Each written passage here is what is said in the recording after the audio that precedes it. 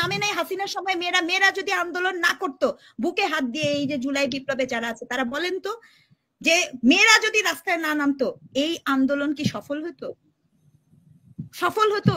রাত্র 4টার সময় তখন মেয়েরা রাস্তায় নামে নাই, মিছিল নিয়ে হল থেকে মেয়েরা বেরোয় নাই। সেই মেয়েগুলাকে আজকে যখন এইভাবে আপনি করছেন, এইভাবে যখন তাদেরকে হ্যারাস করছেন, অ্যাবিউজ করছেন, তখন আপনারা কিভাবে চুপ করে থাকেন? বিবেক কিভাবে সেটাকে সমর্থন করে? এই যে নারী নিয়ে এত ঘটনা ঘটলো, আপনি খেয়াল করে দেখেন তো, কেন আমাদের সমাজ কল্যাণ উপদেষ্টা, নারী ও শিশু বিষয়ক উপদেষ্টা থেকে কোন ধরনের কোন স্টেটমেন্ট রিলিজ হলো না? গতদিন ধর্মের নামে এই যে যা কিছু করা হচ্ছে, ধর্ম মন্ত্রণালয় চুপ করে বসে আছেন কেন? মানে কি জন্য তাদের স্টেটমেন্ট নাই কেন? এই পুরো ব্যাপারটা হতাশাজনক, এটা খুবই হতাশাজনক। এটাকে থামান, প্লিজ থামান। আপনাদের ঘরে, আমাদের ঘরে মা বোন আছে, তাদের বাইরে যেতেই হবে। এই মবকে থামান। আপনি আমি আমরা কেউ নিরাপদ না। এখানে যে সবচেয়ে বড় যে ব্যাপারটা হয়েছে, আপনি এখানে একটা বৈধতা দিয়ে দিলেন যে যাকে তাকে আমি বলতে পারবো, আমি অ্যাবিউজ, ভার্বাল অ্যাবিউজ বলে একটা শব্দ আছে, ঠিক আছে? সেক্সুয়াল হ্যারাসমেন্টের অনেকগুলো ভাগ আছে, এবং এর যে দুঃখজনক কিছু হতে পারে না। একটা থানাতে আপনি কেউ মামলা করে দেখেন, মেডিকেল হিস্ট্রি থানাতে যে আছে সেটা কখনো সামাজিক যোগাযোগ মাধ্যমে ছবি তুলে দেয়া যায় না। It's unethical. এটা খুব কমন ল গ্রাউন্ডের বিষয়। সেই জিনিসটা যখন করা হয়েছে তখন ওই মেয়েটার পরিবারকে থ্রেট করা হয়েছে, এবং শুধু এখানেই গল্পটা শেষ হয়নি, সে মামলাটা তুলে নিতে বাধ্য হয়েছে। এই যে একটা আপনি মোরাল পুলিশিং কে, একটা রাষ্ট্র কিভাবে মোরাল পুলিশিং কে বৈধতা দিতে পারে?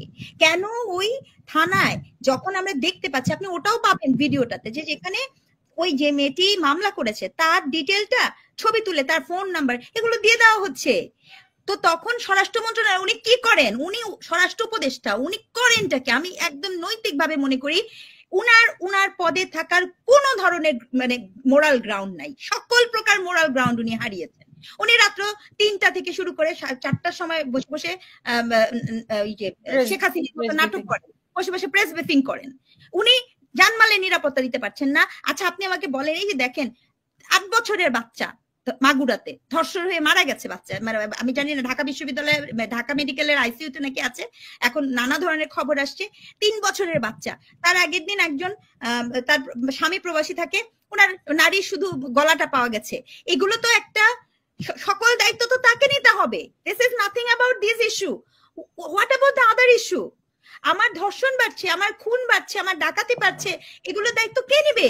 এগুলোর দায়িত্ব স্পষ্ট করে তাকে নিতে হবে। আচ্ছা, আপনি আমাকে বলেন, বাংলাদেশের এইরকম পরিস্থিতিতে স্বরাষ্ট্রমন্ত্রীর যে দায়িত্ব বা স্বরাষ্ট্র উপদেষ্টার যে দায়িত্ব, উনি একই সাথে স্বরাষ্ট্র উপদেষ্টা, উনারই তো 4টা-5টা হাত থাকা দরকার। উনি আবার একই সাথে কৃষি মন্ত্রণালয়ের উপদেষ্টা। এই যে পুরো প্রক্রিয়াটা, এটা নিয়ে কি কনসার্ন ব্যক্ত না করা? ওনার কোনো মোরাল গ্রাউন্ডই নাই। স্বরাষ্ট্রতে উনি চরম মাত্রায় ফেলিউর হয়েছেন। উনি মানুষের নিরাপত্তা, জানমালের নিরাপত্তা দিতে ফেলিউর হয়েছেন। উনি মানুষের, মানে বিশেষ করে নারীদের ক্ষেত্রে, আমি একজন নারী হিসেবে বলছি, গত কয়েকদিনে যে ভীতি, যে ত্রাস সোসাইটিতে আমরা দেখতে পাচ্ছি, যে moral policing, with you sorry, being as a woman I feel afraid, I am scared. এই স্কেয়ার তো আমাদের হাসিনা সময় ছিল না। রাস্তায় নামে নাই হাসিনার সময় মেয়েরা যদি আন্দোলন না করতো, বুকে হাত দিয়ে এই যে জুলাই বিপ্লবে যারা আছে তারা বলেন তো, যে মেয়েরা যদি রাস্তায় না নামতো এই আন্দোলন কি সফল হতো? সফল হতো? রাত্র 4টার সময় তখন মেয়েরা রাস্তায় নামে নাই, মিছিল নিয়ে হল থেকে মেয়েরা বেরোয় নাই। সেই মেয়েগুলাকে আজকে যখন এইভাবে আপনি করছেন, এইভাবে যখন তাদেরকে হ্যারাস করছেন, অ্যাবিউজ করছেন, তখন আপনারা কিভাবে চুপ করে থাকেন? বিবেক কিভাবে সেটাকে সমর্থন করে?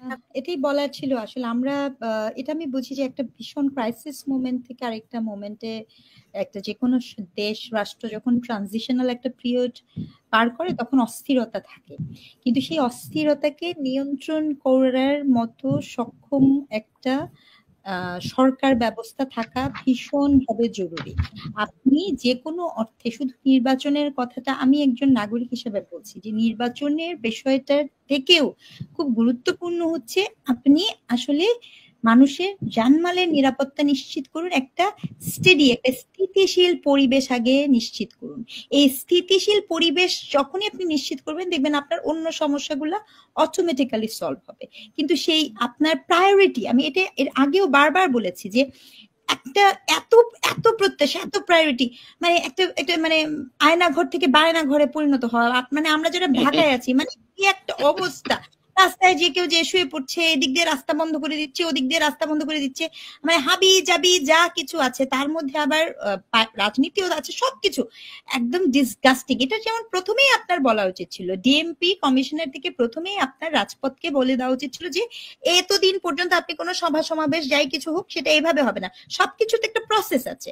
কারো একটা আবেদন থাকলে আবেদন প্রক্রিয়ার একটা প্রসেস আছে, কারো বিরুদ্ধে দুর্নীতির অভিযোগ থাকলে দুর্নীতির একটা অভিযোগের একটা প্রসেস আছে। কোনো একটা মানুষকে, এই যে এত এত মানুষ আপনার মানে হলো আপনার জেলখানা থেকে বের হয়ে গেল, তারও একটা প্রসেস আছে। আপনি এরকম হুট করে বের করে হলেন কিভাবে, কিভাবে সম্ভব হলো? আপনাকে তো একটা জামিনিক একটা বিচারিক প্রক্রিয়ার মধ্যে দিতে হবে। এই সকল কিছু আপনি কি করলেন, হতে দিলেন, এবং আপনি নিশ্চুপ থাকলেন। বুঝলাম যে তখন আপনার একটা ট্রানজিশন পিরিয়ড যাচ্ছে, আপনার উপর অনেক চাপ পড়ছে, আপনি বুঝবেন, কিন্তু তারপরে কি আসলে কি, আমি সত্যি কথাই বলেন, আমি মনে করি না যে বাংলাদেশে সৎ যোগ্য লোক নাই, সাহসী লোক নাই। বাংলাদেশে সৎ যোগ্য লোক যে আছে, সাহসী লোক আছে, সেটা বাংলাদেশের ইতিহাস বারবার প্রমাণ করে দিয়েছে আপনাকে প্রত্যেক ক্ষেত্রে। তাহলে সেই সৎ যোগ্য সাহসী মানুষগুলোকে নিয়ে আসেন, বিশ্বাস করেন সে কোন দলের সেটা ভুলে যেয়ে তার যোগ্যতাকে গুরুত্ব দেন। সে কোন দলের লেসপেন্সার এটা গুরুত্বপূর্ণ আলাপ না, আলাপটা হওয়ার কথা যে আমার প্রায়োরিটির মধ্যে আসতে পারছি কিনা, আমি আমার কি প্রায়োরিটি দিব। জনগণের নিরাপত্তা তোমার ফার্স্ট প্রায়োরিটি, আমার একটু শান্তি, একটা দ্রব্যমূল্যের ঊর্ধ্বগতি, এই সিন্ডিকেট, এগুলো ছিল ফার্স্ট প্রায়োরিটি। সেই ফার্স্ট প্রায়োরিটিটাকে আপনি প্রায়োরিটাইজ করেন, দেখবেন অটোমেটিক্যালি তখন কিন্তু একটা গল্প চলে আসবে। আপনি একটা সংস্কার করলেন, বহু মানুষের মধ্যে, ইয়েস অফকোর্স থিওরিটিক্যালি আমি ভীষণ রকমের আগ্রহ দেখেছি, বিভিন্ন সভা সেমিনার হচ্ছে, ইট ওয়াজ এ পজিটিভ থিং, এটা কিন্তু অনেক ভালো জিনিস ছিল। আমি এটাও খুব প্রশংসাও করতে চাই অর্থনীতির দিক থেকে। যে দর্শক ফোন করেছিলেন, কথা বললেন, অ্যাডভোকেট সাইদুল আলম, উনি আমাকে একটা প্রশ্ন করেছেন, কিন্তু আমি ওনাকে একটা কথা বলতে চাই যে হ্যাঁ, এটা সত্য, এটা খুবই সত্য যে এই যে এমন একটা ট্রানজিশন পিরিয়ডে আপনি যে কোনো মানুষকে যদি দায়িত্ব নিতে হতো তার অনেক হিমশিম খেতে হবে, এটা তো খুব কমন সেন্সের ব্যাপার। কিন্তু কথা হচ্ছে, আমার প্রশ্নটা হলো, আপনি হিমশিম খাবেন জেনে কি জন্য আপনি এমন ইনঅ্যাক্টিভ, কোন মানে মানে যার কোনো কর্মদক্ষতা নাই, অভিজ্ঞতা নাই, সাহস নাই, নাই, এই মানুষগুলোকে নিয়ে আছেন কেন? এটা তো আমি ঠিক বুঝলাম না। আলাপটা is not centre about doctor Yunus, is very true, আমরা এগ্রি করছি, আমরা তো সবাই একমতই হয়েছি, ওনাকে তো সবাই রেসপেক্ট করে কথা বলছে, কিন্তু কথা হচ্ছে উনি ওনার গ্রুপ অফ পিপলটা কেন এরকম হলো, এটার তো কোনো উত্তর বা ব্যাখ্যা নাই। আপনার কোনো ব্যাখ্যা নাই, একদম দেখবেন অকারণে কতগুলো বিতর্ক তৈরি করা, অকারণে একের পর এক বিতর্ক তৈরি করা, অকারণে আপনি কি করলেন, বসে নিজেই দেখে পোস্টার দেখে আপনি চুজ করলেন, তারপর আবার সেটাকে বাদ দিয়ে দিলেন, বাদ দেওয়ার পরে সেখানে তাদের উপরে হামলা হলো, সেটা নিয়েও আপনি করলেন, একের পর এক। এখন তো আপনার স্টেডিনেস করতে হবে, এখন তো আপনি উস্কায় দেওয়ার কথা না। এই যে মাঝার ভাঙছে, আপনি খেয়াল করে দেখেন, একের পর এক মাঝার ভাঙছে, দেখেন প্রত্যেকটা মানুষেরই কিন্তু অনুভূতি আছে, ধর্মানুভূতি কিন্তু সকলের আছে, মাঝার যিনি করেন তারও একটা অনুভূতি আছে, আপনার পাহাড়ে যে থাকে তার একটা জাতীয়তাবাদ সত্তার অনুভূতি আছে, প্রত্যেকটা মানুষের একটা অনুভূতি আছে। আপনি কি করছেন, আপনি এক গ্রুপকে আরেক গ্রুপ ওটাকে উস্কায় দিচ্ছে, এবং আপনি কি করছেন, চুপ হয়ে বসে আছেন। রাষ্ট্রের তরফ থেকে কোনো স্টেটমেন্ট নেই, আপনি দেখেছেন কখন রাষ্ট্রের তরফ থেকে কোনো স্টেটমেন্ট দিতে? আচ্ছা, এই যে নারী নিয়ে এত ঘটনা ঘটলো, আপনি খেয়াল করে দেখেন তো, কেন আমাদের সমাজ কল্যাণ উপদেষ্টা, নারী ও শিশু বিষয়ক উপদেষ্টা থেকে কোন ধরনের কোন স্টেটমেন্ট রিলিজ হলো না? গতদিন ধর্মের নামে এই যে যা কিছু করা হচ্ছে, ধর্ম মন্ত্রণালয় চুপ করে বসে আছেন কেন? মানে কি জন্য তাদের স্টেটমেন্ট নাই কেন? আর 4 ঘরের ভেতরে, আমাকে অ্যাডভোকেট সাইদুল আলম ভাই উনি যে প্রশ্নটা করেছেন, 4 ঘরের ভেতরে নির্যাতন হয়, সেইটা যখন আমরা প্রতিরোধ করার কথা বলছি, সভ্যতার কথা বলছি, সেটাকে প্রম্পট হতে বলছি, পাড়ার পাশের প্রতিবেশীকে উদ্যোগ নিতে বলছি, 911 থেকে শুরু করে অনেকগুলো হেল্পলাইনের কথা বলছি, সেখানে এখন ঘরের বাইরে রাস্তায় হাঁটলে মানুষ আমাকে এভাবে বাজে মন্তব্য করবে, অ্যাবিউজ করবে, যা তা বলবে, মারতে আসবে, এটাকে মেনে নেওয়া যায়? আমি আসলেই জানতে চাই যে কে কারণে সমাজ কল্যাণ উপদেষ্টা এবং মহিলা, নারী ও শিশু বিষয়ক মন্ত্রণালয় থেকে কোন ধরনের বিবৃতি দেওয়া হলো না কেন? এটা কি তাদের অক্ষমতা নয়? তাহলে প্রশ্নের জবাব দিক, এটা খুব গুরুত্বপূর্ণ। আপনার ফরিদা আপা আছে, রেজওয়ানা হাসান আপা আছে, শারমিন মুর্শিদ আপা আছে, it's very disappointing the way they behave, we don't expect it from you guys. আমরা কেউ এরকম প্রত্যাশা করি না আপনাদেরকে, আমরা এভাবে চিনি না আপনাদেরকে। নারীর নিরাপত্তা প্রসঙ্গে উনারা চুপ হয়ে থাকবেন, এটা আমরা কল্পনাতেও আনতে পারিনি। আর স্বাস্থ্য উপদেষ্টার নাম আমি বললাম না, কারণ আসলে আমি ওনাকে কোনো প্র্যাকটিসের মধ্যে দেখিনি, উনিও একজন নারী, তাহলে সেখানেও তাদের পার্টিসিপেশন নাই। তাহলে এই পুরো ব্যাপারটা হতাশাজনক, এটা খুবই হতাশাজনক। এটাকে থামান, প্লিজ থামান। আপনাদের ঘরে আমাদের ঘরে মা বোন আছে, তাদের বাইরে যেতেই হবে।